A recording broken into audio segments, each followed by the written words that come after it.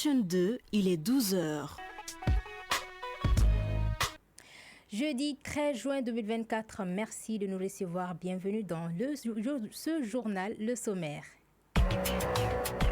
Infocité, le journal de l'info de proximité sur la 95.2. Présentation, Mantia Traoré. Conférence débat sur les barrières socio-culturelles. C'est une initiative du réseau des jeunes juristes défenseurs des droits humains. À travers cette activité, cette organisation féminine entend lutter contre toute barrière empêchant les femmes d'avoir accès au master en droit dans notre pays. Promouvoir un changement de comportement positif en faveur de l'environnement, l'ONG Benkadi apporte sa contribution dans le cadre de la quinzaine de l'environnement. Elle a organisé une conférence débat afin de veiller à la bonne pratique de gestion durable des terres de reforestation. Rué vers l'intérieur du pays à l'approche de la fête de Tabaski, ce phénomène s'intensifie dans la capitale, transformant les gares routières et les stations de bus en un espace de grande affluence. Les détails assurent dans Infocité. Infocité, c'est aussi l'actualité internationale qui nous sera développée tout à l'heure par Omar Sissoko. Voilà pour le sommaire. Les détails, c'est dans un instant.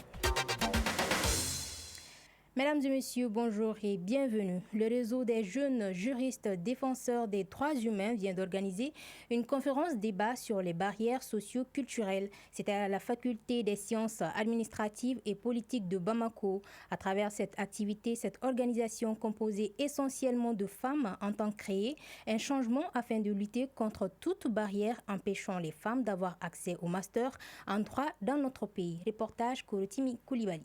Au Mali, 30% des femmes sont diplômées en droit. Un taux bien en deçà de celui des hommes diplômés dans la même filière. Il ressort que la plupart des étudiantes en droit, pour diverses raisons, abandonnent très tôt les études. Awa Dameli, présidente du RJJDDH. Les barrières socio-culturelles peuvent être comprises comme l'ensemble des obstacles qui privent les jeunes femmes d'accéder aux professions juridiques et judiciaires. Comme barrières socio-culturelles, on peut compter les stéréotypes déjà. On peut aussi parler des pesanteurs socio-culturels, à savoir les blocages. Par exemple, dans une famille, dès lors que tu décides de faire l'étude de droit, tu es privé de cela. On peut parler aussi des charges mentales que les femmes subissent dans le foyer. Il s'agit de combiner le ménage avec les études. La conférencière Aïssata Mbaye dira que l'objectif recherché est d'amener à un changement de comportement et de mentalité, afin que le pourcentage des femmes dans la formation et la profession de juriste s'accroît. Tout le monde sait que quand on parle de droit, généralement, ça donne accès à des professions qui sont généralement réservées aux hommes. C'est ce qui fait que certaines filles peuvent se dire qu'elles ne sont pas faites ou bien elles n'auront pas la chance d'exercer ces fonctions. C'est de venir leur dire qu'elles se trompent parce qu'avec le courage et la détermination, rien n'est impossible. Assamou Danouchka est la coordinatrice juridique chez Avocats sans frontières Canada au Mali. Elle nous explique l'accompagnement de son organisation dans la tenue de cette conférence. On a mentionné des chiffres qui sont accablants où on a vraiment, on peut le dire, une pénurie de femmes et de filles dans les professions juridiques, dans l'accès aux professions, dans l'accès aux masters, etc. Et il est important de mettre ce débat dans l'actualité et que les personnes compétentes, les OSC, les institutions, les ministères puissent prendre la question à bras au corps et vraiment proposer des solutions concrètes pour un meilleur avenir pour les femmes dans les professions juridiques et judiciaires au Mali. Cette conférence va permettre aux participants de mieux s'imprégner de certaines notions importantes concernant la représentativité des étudiantes dans la filière droit. Dans le cadre de la 25e édition de la quinzaine de l'environnement, l'amphithéâtre du Parc national du Mali a abrité une conférence organisée par l'ONG Benkadi. Objectif, veiller à la bonne pratique de gestion durable des terres de reforestation. C'était en présence de plusieurs acteurs du domaine de l'environnement. Mariam Konaté pour plus de détails. C'est au Parc national du Mali qu'a eu lieu la journée d'échange et de partage organisée par l'ONG Benkadi. C'est dans le cadre de la 25e édition de la quinzaine de l'environnement. L'activité a pour thème l'intégration des changements climatiques dans les PDS, programme de développement économique, social et culturel dans nos communes. L'initiative du consortium de 4 pays, à savoir le Mali, Le Burkina Faso, la Côte d'Ivoire et le Bénin est d'intégrer le changement climatique dans les programmes de développement. Abdraman Démé, chef du département renforcement des capacités à l'Agence de l'environnement et du développement durable. On est très exposé, il y a un décalage des saisons des pluies ici, il y a une perte de la biodiversité, il y a une émergence de maladies zoonotiques, de maladies climato-sensibles. C'est tout cet ensemble-là qui fait qu'on est obligé de prendre ce thème qui colle réellement à la thématique de la journée mondiale de l'environnement. On n'arrive pas à maintenir la température au-dessus de 2 degrés, voire 1,5 degrés. Il est sûr que l'avenir de l'humanité peut être hypothéqué. Plusieurs acteurs de l'environnement ont pris part à la rencontre. Aïchata Keita et Abdoulaye Yaro soulignent l'importance d'une telle initiative dans la lutte contre le changement climatique. Le fait de participer à cette conférence, ça me permet de m'outiller, pouvoir aider les personnes vulnérables face aux effets des changements climatiques. C'est une très belle initiative qui cadre un peu avec la fonction même de la quinzaine de l'environnement, qui est quand même un événement qui se tient depuis 25 ans, qui permet d'éveiller la conscience, pas seulement des acteurs sur les questions d'environnement et de développement durable, mais toute la population de façon générale sur les conséquences de nos attitudes sur notre climat. Au dire des participants, les conférenciers ont été à la hauteur et les sujets abordés leur ont permis de mieux cerner tous les aspects liés au changement climatique. À présent, le tour d'horizon de l'actualité internationale. Et oui, nous ouvrons à présent la page internationale de cette édition avec vous, Omar Sissoko. Bonjour Omar. Bonjour Mathia. Alors nous commençons ce tour d'horizon en Mauritanie où la campagne présidentielle démarre officiellement pour les 7 candidats en lice. La campagne électorale pour l'élection présidentielle du 29 juin prochain démarre officiellement à minuit dans la nuit de jeudi à vendredi et ce jusqu'au 27 juin.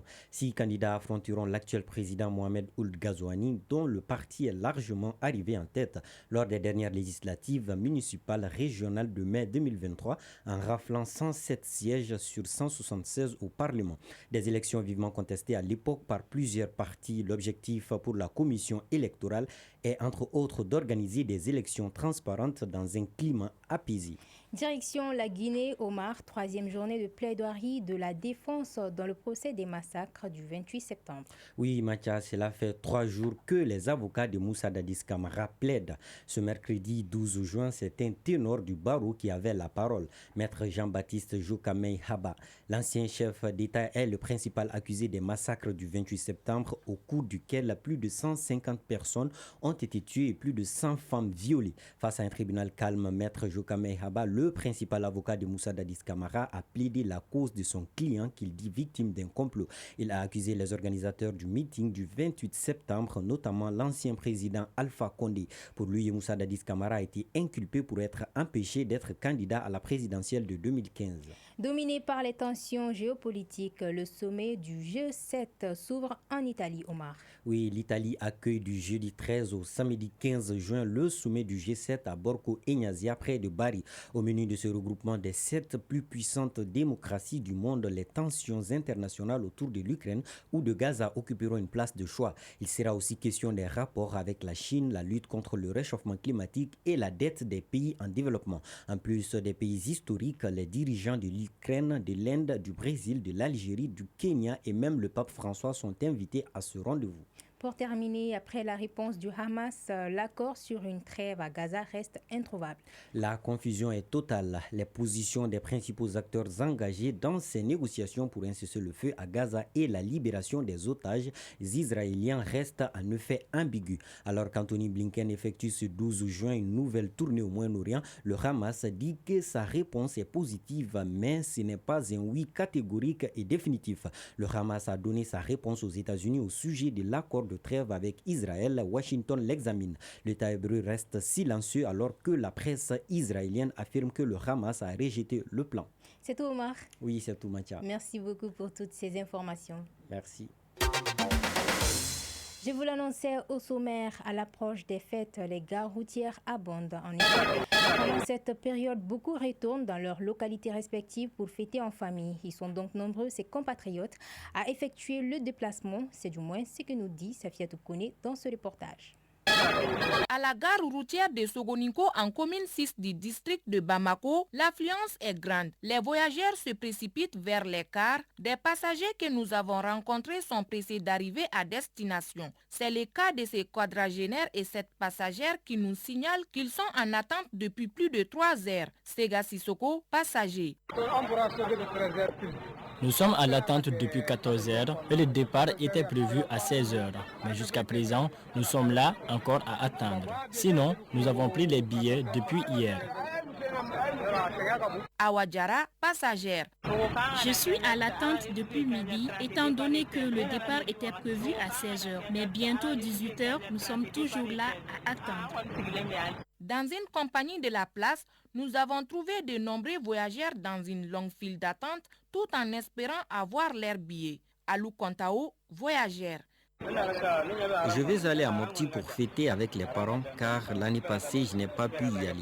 Je n'ai pas encore eu mon billet mais ils m'ont dit quand même que je l'aurai. Donc j'attends mon tour tout en espérant avoir un billet. Salif Traoré, voyageur. Je voudrais aller fêter à Sibabou et je suis là depuis 17 heures pour l'achat d'un billet mais je ne l'ai pas encore eu. Ousmane Kamara, voyageur. Je suis là il y a 5 heures de cela et jusqu'à présent je n'ai pas pu avoir mon billet parce qu'il y a trop de monde. Dans toutes les gares où nous sommes passés, l'affluence est au rendez-vous. Une aubaine pour les compagnies de transport. Avec tout ce beau monde qui rentre au bercail, il ne reste que plus à dire prudence est mère de la sûreté. À Bamako, ils sont nombreux à exercer le commerce de têtes et pieds de ruminants. Ces marchands sont présents un peu partout au niveau des marchés. Si certains vendent ces têtes de ruminants crues, d'autres en font de la sauce. Il s'agit pour ces derniers de gagner leur subsistance à la sueur de leur front. Comment se porte le marché? La réponse est avec Aïssetadit Koumakane. Assis devant un feu ardent qui dégage une grande fumée, Ali Kounaté et ses 2 ouvriers s'attellent à griller des têtes de ruminants, notamment de bœufs, de moutons et de chèvres. La machine est bien rodée pour ces artisans installés à Nyarila depuis plus de 10 ans. On trempe les différents morceaux dans l'eau chaude pour attendrir les poils. Un autre les épile et un troisième les grille. Le visage envahi de sueur, ce qui traduit la pénibilité de l'activité, les jeunes Kounaté s'y confient. Nous achetons les têtes et les pieds des petits ruminants à l'abattoir en collaboration avec les bouchers, que nous revendons en ajoutant notre marge bénéficiaire. Pour ce faire, nous les préparons en les brûlant, en enlevant les poils, puis nous les vendons sur place ou sur différents marchés. Auparavant, l'achat à l'abattoir était moins coûteux, mais actuellement, les prix ont augmenté. Néanmoins, nous nous débrouillons. Les prix de vente dépendent du poids de chaque tête. Généralement, nos principaux clients sont des femmes qui viennent s'approvisionner chez nous pour revendre les produits soit crus, soit cuits. Et Ali Makani fait partie des nombreuses personnes qui achètent ces têtes et pattes pour les revendre dans le grand marché. Cette activité, elle a hérité de sa mère et parvient à subvenir à ses besoins.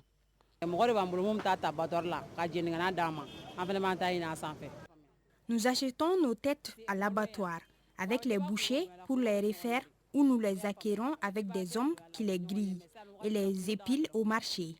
Il n'y a pas trop d'affluence ces derniers temps. C'est souvent les week-ends qu'on fait des bonnes affaires. Les jours heureux, je peux vendre toutes mes marchandises. Je suis habituée car j'ai hérité cela de ma mère. Comme difficulté énumérée par les différents acteurs de cette activité, il y a le problème de conservation, surtout en cette période de chaleur. La cherté du charbon, du bois et les effets néfastes de la fumée sont aussi pointés du doigt.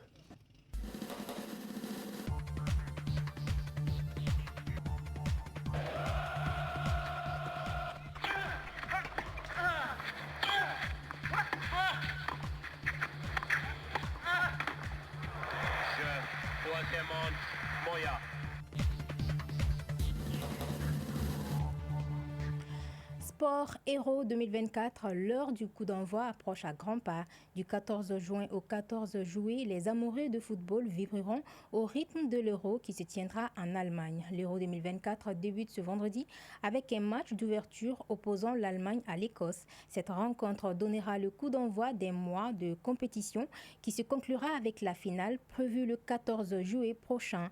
Depuis 2016, la compétition réunit 24 sélections réparties en 6 groupes. Les couleurs du temps avant de boucler cette édition.